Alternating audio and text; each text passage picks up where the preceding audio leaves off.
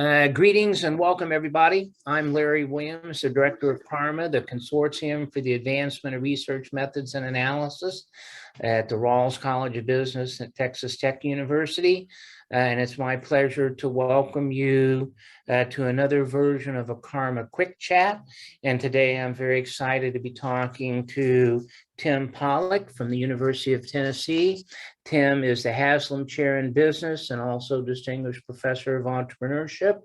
And we're eventually going to talk to him about his webcast coming up next week on writing about research methods. But first, Tim, let me say greetings. Hope your day is off to a good start, and thanks for spending some time with us. Sure. Thanks, Larry. Thanks for having me. So I'm often interested, I think people looking at the profession of faculty members think that faculty kind of always knew from the beginning that that's what they wanted to do, and it was a real linear trend. But in my own case, and so many people I talk to, it's more of a winding road. How is it that you ended up being a management professor? Yeah, I mean, it wasn't on my radar kind of, growing up, or, even for most of my undergraduate academic career, at least. So, I mean, I did. It's funny because I did actually in high school. We have to do these tests called ASVAB. I don't know if you had to do that, where it's like basically, an assessment of what you're likely to be good at, kind of thing, what sort of skills. And being a professor actually was one of the things that came up on my list, and I was just like, yeah, no way. Right. So, but when I was a finance major as an undergraduate, and when I was a senior, I took the core strategy class, and we had the strategy simulation and all this stuff. And this is back in the 80s, so it was all super primitive, but it was still by that point I was kind of figuring out that I wasn't really that interested in finance, even though it was my major up to that point, and I didn't want to necessarily go into a finance job. And I thought the strategy class was super cool, and at the same time I also was learning a little bit more about the academic life, and I wasn't research focused at all at that point. I was just thinking, oh yeah, hey, this teaching and stuff like that seems like that would be fun. It could be be a cool gig. So I think maybe I'd like to do this someday. But in the short term, I wanted to do other things, get some life experience, but I also wanted to change my my direction from finance. So I actually this was 1988, and so you could still get into a pretty good MBA program straight from undergrad at the time if you had good test scores and grades. So I ended up going to the University of Texas at Austin and got my MBA right away, and I focused on management and strategy classes. So I was taking classes on organizational culture and negotiations and compensation and mergers and acquisitions and things like that. And then I got my first job working in Houston and for what was then Coopers and Lybrand and their ABC, their actuarial benefits and compensation consulting group. So I was doing compensation consulting and actually working with pretty big data sets, because we would design non-qualified benefit plans or bonus plans for executives. We would design pay scale systems. So when you see, what job grade is a job in and what does that get paid and how do the grades overlap and all that stuff, we had to design those things from scratch. So those are the kinds of things I was doing. And then I went from there to work for an independent insurance brokerage called the Longmont Group, which is affiliated with a larger organization called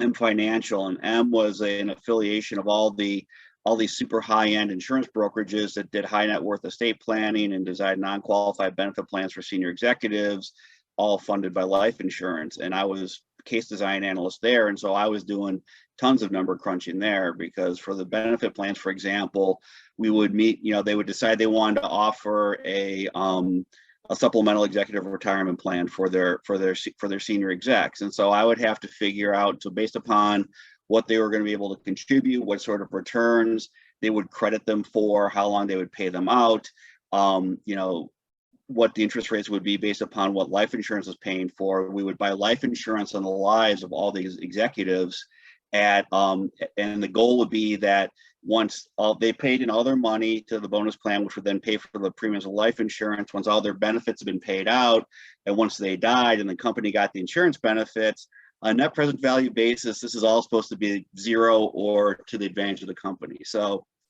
I was doing all those scenario analyses, crunching all those numbers, doing that kind of stuff. So I was actually working with a lot of big data sets, during that time as well.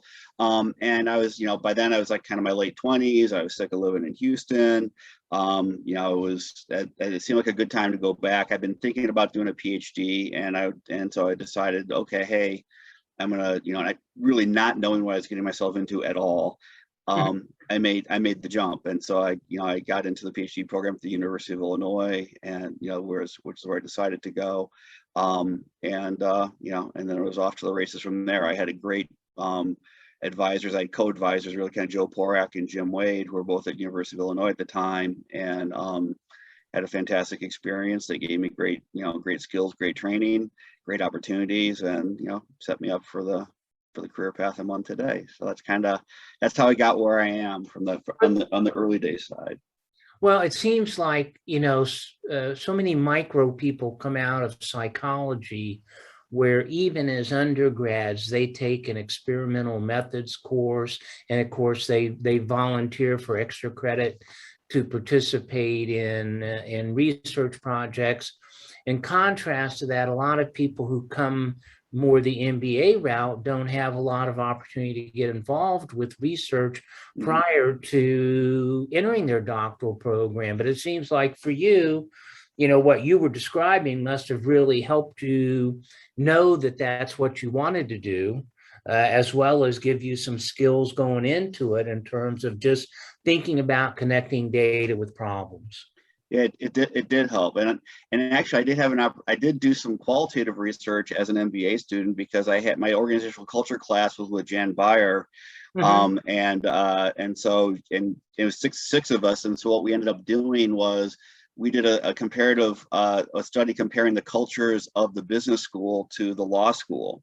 And so we broke up into two teams, and my team focused on the first year and the other team focused on the second and third year. And so we went out and interviewed law school students and taught and sat in on law school classes and so forth, and did all that, and basically did a qualitative analysis. So I had a little taste of that in my MBA days too. But yeah, most of it was just doing the data stuff for my job, but always being interested in more of the why stuff and the interesting story stuff. So this was during the late 80s, early 90s. There was like lots of hostile takeovers. Barbarians of the Gate was a popular book. Den of Thieves, all these kinds of things. And I was always really interested in the power dynamics and the stories around these deals, and not so much the details of the financial mechanisms and stuff they put in place, but the people stories around it and the power and so forth. And those were some of the things that really kind of motivated me going into my academic studies. So my interest, my experience in compensation, and my interest in senior execs and stuff like that, which is why I got paired up with Jim and got working on a good project with him and Joe. And that's where but I had no idea what I was getting into. When I first showed up and went to dinner with the doc students, they asked me, so are you micro or macro? And I was just like, I don't know, what's the difference? I had no idea, that there is even a distinction. So yeah, well, there is, and there's a distinction between qualitative and quantitative, and that's why I feel that people that can be right in the middle of those four cells, that can look at problems either way, from a micro and a macro, that's a real unique perspective to have. So, we were chatting before we came on here just about the craziness, sadness, the challenges of the time. So what's COVID been like for you, in terms of how you've responded to your teaching or your research? Sure. So on the research side, it's been productive. I haven't gone normally, I would be on the road about 60 nights a year between my own stuff. My wife is a professional artist and does outdoor art shows. And so my other job is underpaid artist assistant, and I go with her to help her at all the outdoor art shows. And for the first time, probably since I was a baby, I spent a year and a half every night in my own bed. So I wasn't going anywhere. I got a lot done. The book I wrote, I got in 4 months early, ahead of my deadline with the publisher. So I typically work at home anyway on my research. So that was not actually so different. But stress of everything, the uncertainty, trying to keep safe, not being able to travel, not, going out, to do things and going out to dinner and all that kind of stuff. That's really been challenging. And, living in a southern state has made it more challenging than I would like. I mean, I was, really happy when the vaccines were made available. I got vaccinated as soon as I could this spring. The pivot to teaching, that's been one of the hardest things. I mean, I'd used Zoom, for meetings and things like this, but to use it for a class and to have to basically, we made the transition over spring break in 2020. So it was like the students left for spring break, and when we came back, we were all online. Yeah. And then of course last year, some people, they were doing hybrid courses where they were doing half and half. I didn't do that. I just did it all online because it was going to be easier, I thought, for me and for the students. But and so it has challenges. It worked okay, but for me, is like, I describe it as a difference between eating processed food and eating like fresh from the garden. The difference between like online teaching versus in-person teaching. So, it can sustain you, but it's not nourishing. It's not as nourishing. It's not as, rewarding an experience. And so, that was hard, but things are, here at Tennessee, they're saying everybody back in the classroom. We're going to be masking. I don't teach until the spring, so we'll see what the world's like then, but so I'll just be, we started doing outdoor art shows again, traveling a little bit more, being safe, but being vaccinated and so forth has helped with some of that, but still, I'm wearing masks in stores again as a matter of course, and trying to, you always have to think about everything now. And I think that's one of the stressful things, is like every place you go, everything you want to do is now a calculation as opposed to just doing it. Right. Yeah. So. Yeah, there is just some about that person-to-person contact, and we've gone back in person here. There's a lot about it that I like, but there is, if you and your students are masking, it is a different in-person experience than if they're not. So I teach my class, I had a lab, so I decided to do the lab online. And it was just so refreshing because yes, they were online, but they were big images and I could see them, and yeah, you can see their faces. You lose so much information when this is all you see, right? So I know you can't tell if your jokes are hitting, all the, I never have to worry about that. Of course, my jokes consist of Elvis impersonations saying thank you very much. But anyhow, so I'm sure you've kept active with your research. Is there any one particular project now that you're most excited about, or two that you'd like to share? There are two. I think I'm going to talk about one. There's one quantitative and one qualitative. So the quantitative study I'm doing with a doctoral student here named Ashley Roccapriori. This is actually her second year working paper, and we are studying social media influencers, and we're looking at how the way that they communicate and the way that they communicate competence and warmth affects the levels of engagement they have with followers. And this paper has taken a really long, interesting trajectory in terms of getting the framing right and getting the constructs right to match up with our data, but actually scraped and collected. We identified 500 fitness influencers with from less than 500 followers to over 1 million followers. And she scraped all of their posts for 6 months, like all their daily posts, and we aggregate across the months, and we ended up with over 6 million, I think, like posts and responses and reply, comments from followers and so forth.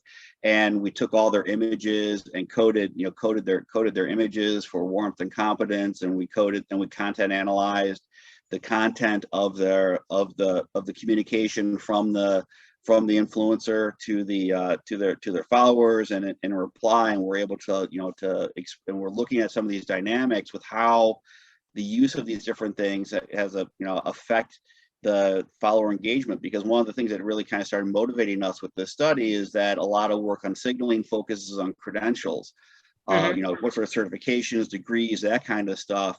But one of the things you see with fitness influencers is that tends not to matter, and they tend not to have them. And you can have no credentials, but still have lots of followers who are engaging with you. And so we're trying to understand the dynamics of how that's happened. And so it's been a really, really interesting, and we've really gotten into the weeds on some fairly sophisticated kind of metrics and some challenges in dealing with that, to be able to explore the questions that we want to deal with and deal with problems of endogeneity and stuff. So, but we're working through it, and that one's actually currently got a second revised and resubmitted AMJ. So we're working on that as we speak, and we're pretty excited about that about that study. The other one is with a former PhD student from Tennessee, as well as with Keisha Lashley, and who's one of my former students from Penn State, who's now an associate professor at UVA, and then my colleague here, Dave Williams. And Nick Mbaga is the student whose dissertation this is based on, and we're looking at stigma balancing. And he did an ethnographic study in the payday lending industry. So he's gone out and done interviews with some of the big payday lending founders and people who work there, but he also went out and took out about 20 payday loans himself. And I used some of my chair money to pay for the interest on the loans, so he wouldn't have to be out of pocket for that. And we paid him back right away. So that was interesting in itself. But just this process that he went through of going to different, the big chains, small mom and pops, urban locations, rural locations, higher end, more depressed areas, to take out loans at these different stores of varying amounts, and to see what the experience was, and how he experienced this, the stigmatized practice, and how they treated him, and how they managed this process. Because the industry is really, we identify kind of three eras it's gone through, and the pressures it's faced, because this is an industry that doesn't exist if you don't have the stigmatized customers. These people who are basically low socioeconomic status, underbanked, have no alternatives, and need these payday loans to survive. So they need to maintain that stigma and maintain the stigmatized customers, and engage in stigmatized practices that make it profitable and feasible to serve these customers. But at the same time, they have other stakeholders who are bringing pressures on them and threatening the industry. And so they have to balance, how do they maintain the stigma of their core customers, while at the same time dealing with the pressures and the challenges that this stigma creates with other stakeholder groups, regulators, activists, and so forth. So it's been a really interesting study and experience, and we're close to having going out for friendly reviews, and by the end of this year, hopefully we'll have this paper out under review. So it's been a really exciting and interesting study too, and it's fantastic. And it was really neat for Nick to be able to go out and to have this kind of experience, and go out and and see what it's like to be treated like one of these, one of the customers, and how varied it was, and some of the things that some of these different lenders are doing to manage these, to balance the stigma pressures that they face.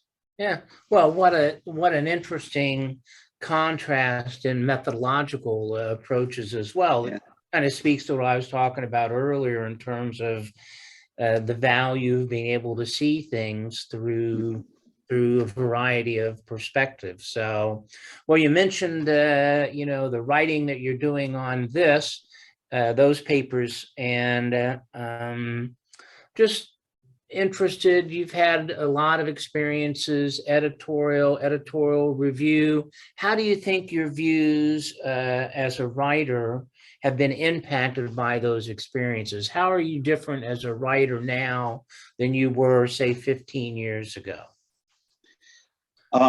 They've been foundational. Really, it's had a huge influence on me. Being a reviewer, and this is something that anybody can do. Volunteering and working as a reviewer, being a thoughtful reviewer makes you a better writer and a better scholar. Because if you're a good reviewer, just like if you're a good editor, what you're doing is not just saying this is wrong, this is bad, this is flawed, but you're also saying here's how you can go about fixing it, right? And so you need to both be able to, and so being able to think about solutions and really kind of and do it on other people's stuff really gives you more practice. It's this idea of disciplined practice, right? We practice over and over, so when we get to doing our own work, we've done more of this, and now we can be more effective at it. And since I've written, I don't know, yes, 300 or 400 reviews, and a couple hundred, several hundred decision letters, and it's a lot, over my lifetime, I've done a lot of this.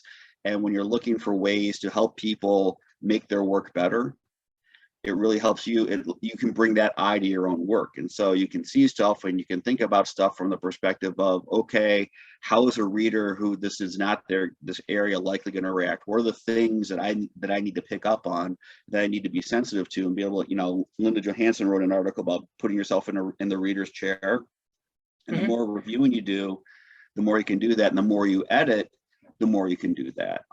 And being an editor, you also, when you're an author, you see the review process from one perspective, but when you're an editor, you see it from a whole different perspective, because you know who the reviewers are. You get comments from the reviewers that the authors don't see, and you have a whole different set of factors that you need to consider, and you're the one making the decision, right? So you have to understand, and once you've had to make those decisions, it's a little bit easier to understand how what you're doing as an author may affect those decisions. And you also see a lot of the mistakes that authors make during the review process and in managing and handling the review process. And so it allows you to learn vicarious learning, right? Learn vicariously from others' actions and behaviors, but it builds up that kind of repertoire, so that when it's now your time to be an author, you can do a better job of managing the process, as well as kind of the fundamentals of the writing. Because the more writing you do, and the more you're thinking about the stuff you do, generally, the better you're gonna get at it. So although time doesn't equal experience, the great quote has been attributed to Andy Hargadon. I'm not sure if he originated or not, but there's a difference between having 20 years of experience and 1 year of experience 20 times, right? So you can do the same thing over and over, but if you don't learn from it and progress, it doesn't matter that you've been doing something for 20 years. Doesn't mean you're going to be good at it. Well, you are obviously very good at it, and you have taken what you have learned, and that's the basis of your book, and that's the basis of the webcast that'll be coming up. So tell us a little bit about the book and your webcast lecture. Sure. So the book is called How to Use Storytelling in Your Academic Writing. So right there. So I've been thinking about this for a while and wanting to teach a writing course and thinking about writing a writing book for several years. And I actually, when I was an editor for AMJ, Jason Colquitt had the fantastic idea of doing kind of a bumper to bumper set of from the editor's columns on each different piece of the article to help people understand what does it take, and especially folks who maybe were not trained, in North America, or did not have advisors who were, and are trying to understand what does it take to publish in top tier journals. And Adam Grant and I wrote the column on introductions on setting the hook. And then later I wrote one with Joyce Bono when Jason had asked us for ideas for other FTEs. Joyce and I said I wanted to do one on some of these techniques of writing, because I read a lot of writing books, and I had been reading a lot of writing books. And I said, there's all these cool techniques from fiction and creative nonfiction writing that we can employ that to make the writing more interesting, because so many articles were just so boring and so badly written, and they don't have to be, right? And so I wanted to try to put something out there, and that was really kind of the genesis of this. And so I've been thinking about it and working on it, and then finally the time came and the opportunity came that especially after I moved here, I've been thinking about writing the book. I put together a prospectus, was able to get Edward Elgar to agree to publish it, and then I started writing chapters in the fall I guess it's 2019, and then in 2020 I'd actually taught a writing seminar, and that helped me develop the rest of the chapters for the book. And my students in the class became some of my friendly reviewers, and they, even after the semester was over, they continued to read and provide me feedback on the chapters. And that's how it evolved. So I was trying to put as much as I could of what I know and what my experiences have been, and be very nuts and bolts about it, both the writing of articles, using storytelling, writing the different sections, but also the writing process, the co-authoring process, getting through the review. So some process stuff, as much as I could do in about 75,000 words. And that's what what the book is. And so so it really is in kind of three sections. The first section is about storytelling. So the structure of storytelling in academic writing and the tools and techniques of storytelling. The second section goes through section by section, writing the introduction, theory and hypothesis development, methods and results, discussion, and then what's different about theory papers and qualitative papers. So there are certain things that are universal to all of them, but there are certain obviously differences if you're writing a theory only article, or if you're writing a qualitative article versus a quantitative article. And so I, wanted to give them their due and make sure I and discuss those differences and highlighted them. And then the last section is more about processes, that I discussed, as well as different kinds of writing. So writing research grant applications, writing your research statement, things like that. So so that are all beneficial to you. So that's kind of the whole outline and structure of the book. So and the webinar is going to focus specifically, obviously for CARMA purposes, on writing the methods and results sections. Yeah. Well, at the end of the day, right, it doesn't matter if you have good ideas and good data and good results if you can't communicate about them. So we're Absolutely. very happy to support education in this particular aspect of the process, and grateful that you can fit the time in next week to share it, and also great that you could chat with us this morning. So thank you much again, Tim Pollock. Webcast next Friday on writing about research methods. You can find out more information about CARMA and the webcast at our website. So thanks again, Tim, and we'll see you soon. Sure. Enjoy. Thanks, Larry. Right on.